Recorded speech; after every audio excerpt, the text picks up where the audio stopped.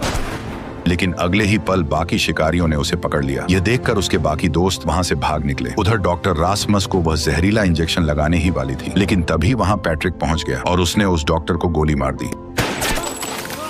इसके बाद वे सभी मौके पर ही वहां से भाग निकले और फिर से अपने सफर पर आगे बढ़ने लगे। कुछ दूर जाने के बाद उन्हें एक घर दिखाई दिया जिसके अंदर लाइट जल रही थी, जिसका मतलब था कि वहां कोई रह रहा है। इसलिए वे सभी उस घर के पास पहुंच गए। लेकिन तभी एक आदमी उनके सामने आ गया। उसने उन्हें अपने घर में रात बिताने की इजाजत दे दी। हालांकि उसने एक शर्त भी रखी कि उन्हें अपने सभी हथियार बाहर ही छोड़ने होंगे। इसलिए ना चाहते हुए भी वे उसके घर के अंदर चले गए। अंदर पहुंचते ही उन्होंने देखा कि वहां कई लोग मौजूद थे और सभी ने एक जैसे कपड़े पहन रखे थे। उन्हें यह बात काफी अजीब लगी। इसके बाद उन लोगों ने उन्हें रात बिताने के लिए एक कमरा दे दिया जहां उन्होंने आराम किया। अगली सुबह एक औरत कैरन उनके पास आई और उन्हें नाश्ता करने के लिए बुलाया। कई दिनों बाद आज उन्हें भरपेट खाना खाने को मिला, जिससे सभी को काफी राहत महसूस हुई। लेकिन हैरानी की बात यह थी कि इन लोगों के पास इतना सारा खाना आया कहां से। इसके बाद सिमोन रासमस को वहां मौजूद एक डॉक्टर के पास लेकर गई, क्योंकि उसका जख्म लगातार बढ़ता जा रहा था। तभी डॉक्टर ने एक इंजेक्शन निकाला जो बिल्कुल वैसा ही था जैसा पहले उस डॉक्टर के पास था, जो इन्हें मारना चाहती थी। यह देखकर सिमोन तुरंत सतर्क हो गई और उसने डॉक्टर से कहा कि रासमस को बेहोश किए बिना ही उसका इलाज किया जाए। यह सुनकर डॉक्टर ने वह इंजेक्शन एक तरफ रख दिया, लेकिन जैसे ही उसका ध्यान रासमस की तरफ गया तभी सिमोन ने चुपके से वह इंजेक्शन अपने पास छुपा लिया। इसके बाद उसने उस इंजेक्शन को ध्यान से चेक किया और तभी उसे पता चला कि यह इंजेक्शन अपोलो कंपनी के ही थे। उधर रात में जब सभी लोग खाना खा रहे थे तब मार्टिन को कुछ गड़बड़ लगी और वह छुपकर पूरे घर की तलाशी लेने लगा। तभी उसने एक फ्रिज खोला और अंदर का नजारा देखते ही उसके पैरों तले जमीन खिसक गई, क्योंकि फ्रिज के अंदर इंसान की कटी हुई बॉडी लटक रही थी। उधर उस आदमी ने सभी दोस्तों को एक एक छोटा पैकेट पकड़ा दिया और कहने लगा कि जिसके पैकेट में छोटा सा फूल निकलेगा उसे अपनी जान देनी होगी, क्योंकि उनकी भूख मिटाने के लिए उसी की कुर्बानी दी जाएगी। ये सुनते ही सभी के होश उड़ गए। उन्होंने वहाँ से निकलने की कोशिश की, लेकिन उन्हें दोबारा बैठा दिया गया। तभी मार्टिन वहाँ आ पहुंचा और आते ही उसने उस आदमी के मुंह पर जोरदार मुक्का दे मारा, लेकिन उसी दौरान डॉक्टर ने मार्टिन को गन पॉइंट पर ले लिया। तभी उस आदमी सभी को अपने अपने पैकेट खोलने के लिए कहा। धीरे धीरे सभी लोग पैकेट खोलने लगे, लेकिन जब आखिर में लीना ने अपना पैकेट खोला तो उसके अंदर से वही छोटा फूल निकल आया। ये देखकर उसके होश उड़ गए। इसके बाद वे लोग लीना को काटने के लिए वहाँ से ले जाने लगे, लेकिन तभी कैरन आगे आ गई। उसने लीना के हाथ से वह फूल ले लिया और कहा कि वह लीना को अपनी बेटी की तरह मानती है, इसलिए वह उसे अपनी खुराक नहीं बनने दे सकती। इसलिए कैरन ने कहा कि लीना की जगह वह खुद अपनी जान देने के लिए तैयार है। ये सुनकर लीना की आंखों में आंसू आ गए। वहीं कैरन आखिरी बार उसे हाथ मिलाकर वहाँ से चली गई। इसके बाद सभी लोग वहाँ से निकलने की तैयारी करने लगे। तभी सिमोन ने उस डॉक्टर से अपने डैड फ्रेडरिक के बारे में पूछा। आगे से डॉक्टर ने बताया कि वह फ्रेडरिक का असिस्टेंट था और इस वायरस के फैलने में उसका और फ्रेडरिक दोनों का हाथ था। यह सुनकर सिमोन पूरी तरह टूट गई और वहाँ से चुपचाप चली गई, लेकिन तभी उस आदमी ने डॉक्टर को भी अपने घर से बाहर निकाल दिया। इधर सभी लोग जंगल के रास्ते आगे बढ़ ही रहे थे कि तभी वही डॉक्टर दोबारा उनके सामने आ गया। उसके हाथ में एक इंजेक्शन था। उसने बताया कि इसी इंजेक्शन की वजह से जहरीली बारिश फैली थी और पूरी दुनिया बर्बाद हो गई थी। यह कहते ही उसने वही इंजेक्शन अपने गले में घोंप लिया, जिससे वह बुरी तरह तड़पने लगा, लेकिन तभी मार्टिन ने उसे गोली मारकर खत्म कर दिया। उस रात सभी लोग एक खाली घर में रुके। फिर अगली सुबह मार्टिन ने सिमोन को वही मैप दिखाया जिसमें उस रहस्यमयी दीवार की लोकेशन मौजूद थी। मार्टिन ने सिमोन से कहा कि हमें किसी भी हालत में उस दीवार तक पहुंचना होगा, वरना हमारा बचना नामुमकिन है। इसलिए उसने सभी को दीवार के पार चलने के लिए कहा, लेकिन रासमस ने जाने से साफ मना कर दिया। उसने बताया कि अभी उसकी तबीयत चलने लायक नहीं है। सिमोन भी अपने भाई को अकेला छोड़ना नहीं चाहती थी, इसलिए उसने किसी एक को उसके पास रुकने के लिए कहा। तभी बियाट्रिस वहाँ रुकने के लिए तैयार हो गई। इसके बाद बाकी चारों लोग वहाँ से निकल पड़े। कुछ दूर जाने के बाद उन्हें एक और बंकर मिल गया। अंदर आते ही उन्हें दीवारों पर बनी कई पेंटिंग्स दिखाई दी, जिससे साफ था कि यहाँ पहले कोई फैमिली रह रही थी। खुशकिस्मती से उन्हें वहाँ भी खाने पीने का काफी सामान मिल गया। इसी दौरान पैट्रिक को एक टैबलेट मिला जिसमें कुछ वीडियो रिकॉर्ड थी। जब उसने वो टैबलेट सिमोन को दिया तब उसे एक चौंकाने वाली सच्चाई पता चली कि इस जहरीली बारिश को फ्रेडरिक ने अपनी लैब में ही तैयार किया था। यह देखकर सिमोन को बहुत बुरा लगा। इसके बाद सभी लोग तुरंत बंकर से बाहर निकल गए, लेकिन तब तक काफी देर हो चुकी थी, क्योंकि बाहर जहरीली बारिश शुरू हो चुकी थी। इसलिए उन्होंने दोबारा उसी बंकर में रात बिताने का फैसला किया। इधर सिमोन और पैट्रिक आपस में बात कर रहे थे। तभी पैट्रिक ने बताया कि उसकी कोई परवाह नहीं करता, यहाँ तक कि मार्टिन भी उसे हमेशा ताने मारते रहता है। यह कहते ही वह अचानक उठा और सीधा जहरीली बारिश में चला गया। सिमोन ने उसे रोकने की कोशिश की, लेकिन उसने सिमोन को धक्का दे दिया, जिससे वह भी बारिश में गिर गई और पूरी तरह भीग गई। इसी दौरान मार्टिन अपनी गन लेकर वहाँ पहुँच गया। वह सिमोन को गोली मारने ही वाला था, लेकिन तभी लीना उसके सामने आ गई और उसने मार्टिन को गोली चलाने से रोक दिया। हालांकि मार्टिन अपनी बात पर अड़ा रहा। तभी लीना भी सिमोन के साथ बारिश में चली गई, लेकिन तभी सभी ने एक हैरान कर देने वाली चीज देखी। बारिश का उन दोनों पर कोई असर नहीं हो रहा था। यह देखकर मार्टिन ने अपनी गन नीचे कर ली और दोनों को वापस बंकर के अंदर भेज दिया। इधर रासमस और बियाट्रिस साथ बैठे हुए थे कि तभी बारिश की एक बूंद बियाट्रिस पर आ गिरी। यह देखकर वो बुरी तरह रोने लगी, क्योंकि उसे लगा कि अब वह भी इन्फेक्टेड होने वाली है। लेकिन रासमस ने उसे समझाया कि एक बूंद से कुछ नहीं होता। फिर भी उसने पूरी रात डर के साए में बिताई। अगली सुबह जब रासमस की नींद खुली और उसने बियाट्रिस को देखा तो उसके पैरों तले जमीन खिसक गई, क्योंकि बियाट्रिस की मौत हो चुकी थी। उधर जब मार्टिन को यह पता चला कि सिमोन खुद बारिश में नहीं गई थी, बल्कि पैट्रिक ने उसे जानबूझकर धक्का दिया था, तो उसका गुस्सा फूट पड़ा। उसने बिना देर किए पैट्रिक को बंकर छोड़ने का हुक्म दे दिया। मार्टिन ने साफ कहा कि अपना सामान पैक करो और यहाँ से निकल जाओ, क्योंकि अब उन्हें उसकी कोई भी जरूरत नहीं थी, और उसे बेफिक्र रहने के लिए कहा। यह सुनकर पैट्रिक टूट गया और आंखों में आंसू लिए वहाँ से अकेला निकल गया। वह सीधे उसी जगह पहुंचा जहाँ रासमस और बियाट्रिस रुके हुए थे, लेकिन वहाँ पहुंचकर उसने देखा कि रासमस बियाट्रिस की लाश लेकर बाहर आ रहा था। यह नजारा देखते ही वह घबरा गया और तुरंत वहाँ से भाग निकला। भागते हुए पैट्रिक अचानक गिर पड़ा। जैसे ही वह उठकर खड़ा हुआ, किसी ने उसके सिर पर काला कपड़ा डाल दिया और उसे खींचकर गाड़ी में पटक दिया। तभी उसने देखा कि सामने वही आदमी बैठा था जो उन शिकारियों का लीडर था और काफी समय से उनके पीछे पड़ा हुआ था। उस आदमी ने पैट्रिक से उसके बाकी दोस्तों के बारे में पूछा, लेकिन पैट्रिक ने कुछ भी बताने से मना कर दिया। यह सुनकर उसने उसे धमकी दी कि अगर उसने सच नहीं बताया तो वह उसके सारे दांत एक एक करके उखाड़ देगा। लेकिन इसके बावजूद भी पैट्रिक नहीं माना। तब उस आदमी ने उसका एक दांत तोड़ दिया। दर्द से मजबूर होकर आखिरकार पैट्रिक टूट गया और उसने अपने दोस्तों के बारे में सब कुछ बता दिया। इधर लीना और बाकी लोग खाने का सामान पैक ही कर रहे थे कि तभी सिमोन ने मार्टिन से पैट्रिक के बारे में पूछा। तब मार्टिन ने बताया कि उसने पैट्रिक को बंकर से निकाल दिया है और वह वहां से जा चुका है। इसी बीच बाहर दरवाजा खटखटाने की आवाज आई। मार्टिन जैसे ही बाहर पहुंचा तो उसके सामने रासमस खड़ा था, जो बियाट्रिस की लाश को उठाए हुए था। लेकिन मार्टिन ने उसे अंदर आने से मना कर दिया क्योंकि उसे यकीन था कि बियाट्रिस के साथ साथ रासमस भी इन्फेक्टेड हो चुका है। लेकिन रासमस ने उसकी एक भी बात नहीं सुनी और वह बियाट्रिस की लाश को लेकर सीधे बंकर के अंदर आ गया। बियाट्रिस की मौत से वह पूरी तरह टूट चुका था। तभी सिमोन एक सूट पहनकर उसके पास आई और उसे समझाने लगी कि बियाट्रिस अब इस दुनिया में नहीं रही, इसलिए उसे अब सब कुछ छोड़कर उनके साथ चलना होगा। लेकिन रासमस ने साफ मना कर दिया। इसी दौरान वह एक रेडियो उठाकर वहां से चला गया। कुछ दूर पहुंचते ही उसके रेडियो में किसी की आवाज सुनाई दी। जब उसने जवाब दिया तो दूसरी तरफ वही शिकारी मौजूद था। उसने रासमस से पूछा कि वे लोग कहाँ हैं और धमकी दी कि अगर उसने सच नहीं बताया तो वह पैट्रिक को मार डालेगा। अपने दोस्त की जान बचाने के लिए रासमस को मजबूरन अपनी लोकेशन बतानी पड़ी। इसी दौरान पैट्रिक ने शिकारियों को बताया कि रासमस पहले एक इन्फेक्टेड लड़की के साथ रह चुका था, लेकिन इसके बावजूद वह अभी तक इन्फेक्टेड नहीं हुआ था। ये बात सुनकर शिकारी बहुत खुश हो गए क्योंकि उन्हें लगा कि रासमस ही वो इंसान है जो उनके बहुत काम आ सकता है। इधर मार्टिन और लीना ने बीट्रिस की बॉडी को जंगल में दफना दिया, लेकिन तभी वहां सिमोन आ गई और उसने उन्हें एक मैप दिखाकर कहा कि अब हमें रासमस और पैट्रिक दोनों को ढूंढना होगा क्योंकि शिकारियों ने उन्हें पकड़ लिया है। इसलिए सिमोन ने तुरंत एक ड्रोन उड़ाया और शिकारी का ध्यान भटकाने के लिए आवाज फैलानी शुरू कर दी, जिससे एक शिकारी उस आवाज का पीछा करते हुए एक जगह पहुंच गया जहां पहले से मौजूद सभी दोस्तों ने उसे पकड़ लिया। इसके बाद मार्टिन ने रेडियो के जरिए उसके लीडर से बात की और कहा कि मैंने तुम्हारे एक साथी को पकड़ लिया है। अगर तुम उसे जिंदा देखना चाहते हो तो बदले में तुम्हें हमारे साथियों को वापस करना होगा। इसी दौरान सिमोन ने उस शिकारी को रासमस से बात कराने को कहा, लेकिन रासमस ने कहा कि अब वह अकेले ही मरना चाहता है। यह सुनकर सिमोन और भी परेशान हो गई। इसके बाद उसने शिकारियों के लीडर को जंगल में अकेले मिलने के लिए बुलाया। उसी दिन वह उससे मिलने जंगल पहुंच गई। तभी शिकारी ने सिमोन को बताया कि तुम्हारे भाई रासमस की बॉडी पर जहरीली बारिश का कोई असर नहीं हो रहा है, इसलिए अब वह रासमस को एक ऐसा इंजेक्शन लगाने वाला है जिससे उन्हें यह पता चल सकता है कि आखिर इस जहरीली बारिश को कैसे रोका जा सकता है। इसी दौरान मार्टिन उसके साथी को वहां लेकर आ गया और बदले में सिमोन ने रासमस को वापस मांगा, जिसके बाद शिकारियों ने रासमस को उनके पास भेज दिया। लेकिन तभी गुस्से में रासमस ने इंजेक्शन लीना के हाथ से छीन लिया और उसे खुद को ही लगा लिया। इंजेक्शन लगते ही वह जमीन पर गिर पड़ा। यह देखकर वहां मौजूद सभी लोगों के होश उड़ गए क्योंकि उन्हें लगा कि अब रासमस नहीं बचेगा। लेकिन कुछ ही देर बाद उसे होश आ गया और वह बिल्कुल सही सलामत उठकर चलने लगा। यह देखकर सिमोन को अपनी आंखों पर यकीन नहीं हुआ क्योंकि रासमस की बॉडी पर उस वायरस का कोई असर नहीं हुआ था। इसके बाद मार्टिन सीधे पैट्रिक के पास गया और अपनी सभी गलतियों के लिए उससे माफी मांगने लगा। फिर उसने पैट्रिक को गले लगा लिया। अब सभी दोस्त अपोलो कंपनी की तरफ जाने के लिए तैयार हो गए। तभी वह आदमी रासमस के माथे को चूमता है और कहता है कि अब हम सभी की आखिरी उम्मीद सिर्फ तुम हो। इसके बाद वे सभी वहां से निकल पड़े। कुछ ही देर बाद वे अपोलो कंपनी तक पहुंच गए। वहां पहुंचते ही शिकारी ने सिमोन और रासमस को आगे जाने के लिए कहा, जबकि बाकी सभी लोगों को एक बंकर में रुकना पड़ा। इसके बाद सिमोन और रासमस आगे बढ़ने लगे, लेकिन कुछ ही दूर जाने पर उनके सामने फ्रेडरिक आ गया, यानी सिमोन का डैड। उसे देखते ही सिमोन एकदम चौंक गई। वह अपने डैड से काफी नाराज थी क्योंकि उसने वापस आने का वादा किया था, लेकिन कई साल गुजर जाने के बाद भी वह नहीं लौटा था। तभी अचानक रासमस नीचे गिरकर बेहोश हो गया। ये देखकर सभी उसे तुरंत मेडिकल वार्ड में ले गए। इसके बाद फ्रेडरिक ने सिमोन से बाहर इंतजार करने को कहा। इधर जैसे ही बाकी दोस्त बंकर के अंदर पहुंचे तभी वहां लीना को जीन की जैकेट दिखाई दी। यह देखकर वह उसे ढूंढने लगी और कुछ ही आगे जाने पर जीन उसके सामने खड़ा मिला। उसे देखकर लीना की खुशी का कोई ठिकाना नहीं रहा क्योंकि जीन अभी भी जिंदा था। दरअसल वे शिकारी अपोलो कंपनी के ही लोग थे। दूसरी तरफ फ्रेडरिक सिमोन को रासमस की वार्ड के बाहर लेकर आया ताकि वह अपने भाई को देख सके। सिमोन अंदर जाना चाहती थी, लेकिन फ्रेडरिक ने उसे रोक लिया और कहा कि घबराने की कोई बात नहीं है, मैं यह सब तुम्हारी सुरक्षा के लिए कर रहा हूँ ताकि तुम सब इस वायरस से बच सको। इधर वार्ड के अंदर एक डॉक्टर रासमस की थूक का सैंपल लेना चाहती थी, लेकिन रासमस ने इसके लिए मना कर दिया। तब डॉक्टर ने उसके साथ जबरदस्ती करनी शुरू कर दी, जिससे रासमस ने उसके हाथ पर काट लिया। दूसरी तरफ फ्रेडरिक घबराया हुआ सिमोन के पास आया और उसने कहा कि अपने भाई को लेकर यहाँ से जितनी जल्दी हो सके निकल जाओ, क्योंकि अब इस वायरस का कोई इलाज नजर नहीं आ रहा है और ये बहुत तेजी से फैलने वाला है, जिसकी वजह से बहुत से लोग मारे जाएंगे। इसके बाद जब वह रासमस की वार्ड में पहुंचा तो वहां का नजारा देखकर उसके होश उड़ गए, क्योंकि रासमस के काटने के बाद वह डॉक्टर तड़प तड़प कर मर चुकी थी। ये देखकर फ्रेडरिक ने तुरंत रासमस के थूक का सैंपल माइक्रोस्कोप में जांचा, लेकिन जो उसने देखा उससे उसके पैरों तले जमीन खिसक गई। उसने फौरन पूरे बंकर में इमरजेंसी अलर्ट लगा दिया और देखते ही देखते सभी सेक्शन पूरी तरह सील कर दिए गए। इसके बाद फ्रेडरिक ने अपोलो कंपनी के मैनेजर से बात की। आगे से मैनेजर ने कहा कि किसी भी कीमत पर रास का ऑपरेशन करना होगा ताकि उसकी मदद से वैक्सीन तैयार की जा सके, लेकिन फ्रेडरिक जानता था कि ऐसा करने पर रास की जान जा सकती है। वह अपने बेटे को खोना नहीं चाहता सकता था, इसीलिए फ्रेडरिक ने सिमोन से रासमस को तुरंत वहां से निकालने को कहा था। सिमोन तुरंत दौड़कर मार्टिन के पास पहुंची और उसे बंकर खोलने का तरीका बताया। कुछ ही देर में सभी मिलकर बंकर का लॉक खोलने में सफल हो गए। फिर वे रासमस को साथ लिए बिना ही वहां से भागने लगे, लेकिन तभी सामने फ्रेडरिक आ गया। उसने सिमोन से कहा कि तुम्हें रासमस को अपने साथ लेकर ही जाना होगा। तभी फ्रेडरिक ने उन सभी पर अपनी गन तान दी और साफ कह दिया कि अगर वे रासमस को साथ लेकर नहीं गए तो वह सबको गोली मार देगा। लेकिन जैसे ही मार्टिन अचानक आगे बढ़ा, तभी फ्रेडरिक ने उस पर गोली चला दी। गोली लगते ही मार्टिन बुरी तरह घायल हो गया। ये देखकर सिमोन ने तुरंत फ्रेडरिक को धक्का देकर नीचे गिरा दिया और इसी मौके का फायदा उठाकर वे सभी वहां से भाग निकले और जैसे तैसे अपनी जान बचाने में कामयाब हो गए। इसी के साथ इस मूवी का पहला पार्ट खत्म हो गया। अगर आपको इसका पार्ट 2 चाहिए तो कमेंट में पार्ट 2 जरूर लिखें।